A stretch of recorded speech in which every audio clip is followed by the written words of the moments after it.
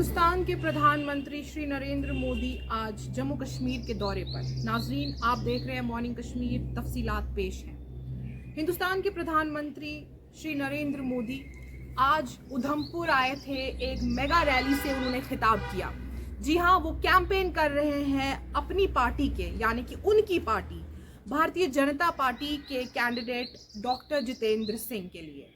Doctor Jitendra Singh जो मरकजी वजीर भी हैं, वो भाजपा से इंतखाबात में पार्टिसिपेट कर रहे हैं, कॉन्टेस्ट कर रहे हैं उधमपुर लोकसभा सीट के लिए। आप जानते हैं कि लोकसभा इंतखाबात 2024 का बिगुल बज चुका है।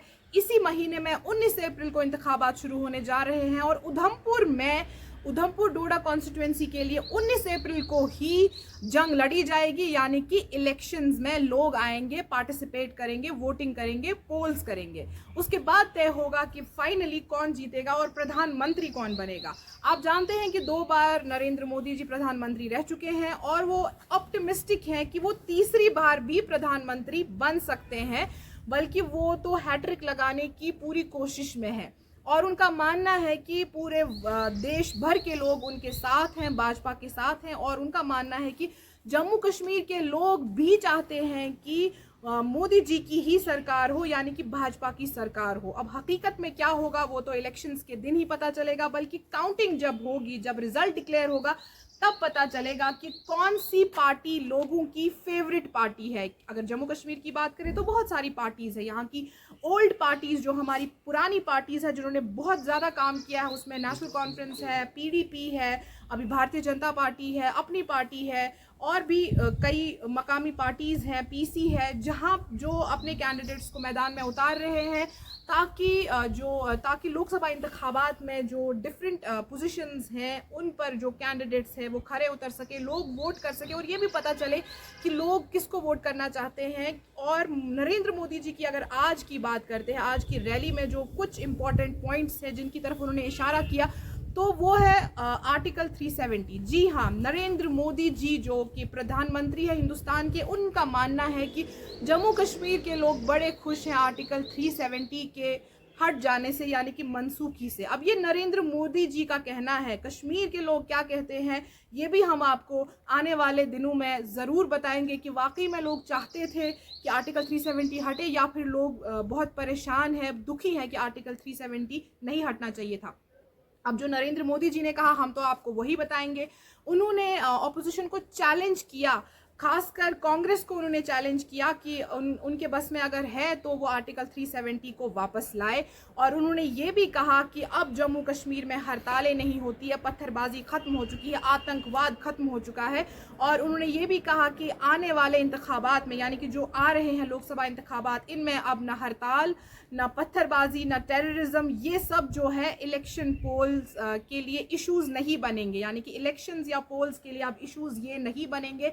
कश्मीर बदल रहा है, आने वाले वक्त में और बदलाव देखने को मिलेगा। उनका कहना है कि पिछले 10 सालों में जो भाजपा की सरकार रही है उसमें कश्मीर ने काफ़ी ज़्यादा डेवलपमेंट देखा, विकास देखा, और उनका कहना है कि ये तो बस ट्रेलर था, आने वाले वक्त में असली डेवलपमेंट देखने को मिलेगी। लोग क्या कहते हैं ये भी हम आपको बताएंगे। ये तो बस प्रधानमंत्री है, सेंटर पे उनका रूल है, पावर है, वो इस वक्त पावर में है, बीजेपी की ही अभी सरकार है। और जम्मू कश्मीर में जो आर्टिकल 370 मनसूख हुआ, उसके बाद बहुत ज़्यादा आक्रोश देखा गया सब लोगों में। कुछ लोग खुश थे, लेकिन एक बड़ा तबका है जम्मू कश्मीर का जो उसकी मनसूखी से खुश बिल्कुल भी नहीं था। नरेंद्र मोदी जी ने बहुत सारी बातें की डेवलपमेंट के बारे में, महिलाओं के बारे में, बच्चों के बारे में, खासकर लड़कियों की हिफाजत के बारे में, सेफ्टी के बारे में, और एजुकेशन, फीमेल गर्ल चाइल्ड की एजुकेशन के बारे में बहुत सारी बातें की। और ये भी कहा कि मेक इन इंडिया के तहत बहुत सारे इनिशिएटिव्स लिए जाएंगे ताकि हमारा जो नौजवान है वो आत्मनिर्भर बन सके, वो बाइख्तियार बन सके, और एंटरप्रेन्योरशिप को अब बहुत ज़्यादा तवज्जो दी जाएगी, उसको बढ़ावा दिया जाएगा ताकि हिंदुस्तान जो है एक बेहतरीन इकोनॉमी बन सके। बल्कि नरेंद्र मोदी जी का कहना है कि बहुत जल्द हिंदुस्तान दुनिया की सबसे ज़्यादा अच्छी इकोनॉमी बन जाएगी, यानी कि 3rd strongest economy in the world बन जाएगी। ये उनका मानना है कि हिंदुस्तान जो कंट्री है ये बहुत तरक्की कर रही है, तेज़ी से तरक्की कर रही है और आगे और तरक्की करेगी, और इकोनॉमिकली यहाँ पे ग्रोथ देखी जाएगी, जीडीपी में इजाफा देखा जाएगा, और यहाँ पे क्राइम रेट में भी गिरावट देखने को मिलेगी। उन्होंने ड्रग्स की भी बात की कि जम्मू कश्मीर में ड्रग्स भी बहुत ज़्यादा है, लेकिन उनको भी कंट्रोल करने के लिए पुलिस जो है, सिक्योरिटी फोर्सेस जो है, वो 24 घंटे बहुत कॉशियस रहते हैं, मेहनत करते रहते हैं, ऑन ग्राउंड काम करते हैं और मंशियात से लड़ने के लिए जो भी स्ट्रैटेजीज़ उनको इख्तियार करने की ज़रूरत पड़े वो करते हैं। और वो इस बात पर जोर देते हैं कि ड्रग्स को बिल्कुल भी अब एक्सेप्ट नहीं किया जाएगा, ज़ीरो टॉलरेंस होगी वायलेंस की ओर और ड्रग्स की ओर। और उनका कहना है कि जम्मू कश्मीर अभी तरक्की की राह पर चल रहा है, तरक्की की राह पर गामजन है और आने वाले इंतखाबात से उनकी यही अपेक्षाएं जुड़ी हैं, उनकी एक्सपेक्टेशंस बहुत हाई है कि उनका मानना है कि इस बार भी भाजपा को ही जम्मू कश्मीर के लोग जिताएंगे। लेकिन यहाँ आज एक और अनाउंसमेंट हुआ है, एनसी ने अपने कैंडिडेट्स को अनाउंस किया है। मिस्टर उमर अब्दुल्ला जो कि पार्टी के वाइस प्रेसिडेंट है, वो नॉर्थ कश्मीर से इंतखाबात लड़ेंगे और आगा सैयद रूहुल्ला मेहदी साहब जो हैं वो श्रीनगर की सीट उनको अलॉट की गई है। मुकाबला बड़ा सख्त होगा, बड़ा मजबूत होगा। देखना है कि कौन सी पार्टी आगे जाएगी। कैंडिडेट्स सभी पार्टीज़ ने अपने कैंडिडेट्स फील्ड कर दिए हैं।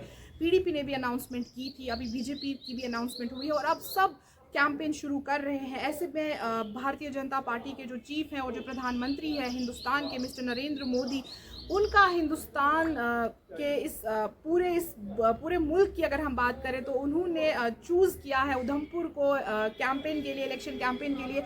ये इस बात की अक्कासी करता है, इस बात की तर्जुमानी करता है कि कितने ज़्यादा सीरियस है वो इंतखाबात को लेके और कितनी ज़्यादा तवक्कुआत है उनके कैंडिडेट पर जो है डॉक्टर जितेंद्र सिंह। लेकिन मुकाबला बड़ा सख्त है, बड़ा तगड़ा है, हम पहले भी बोल चुके हैं।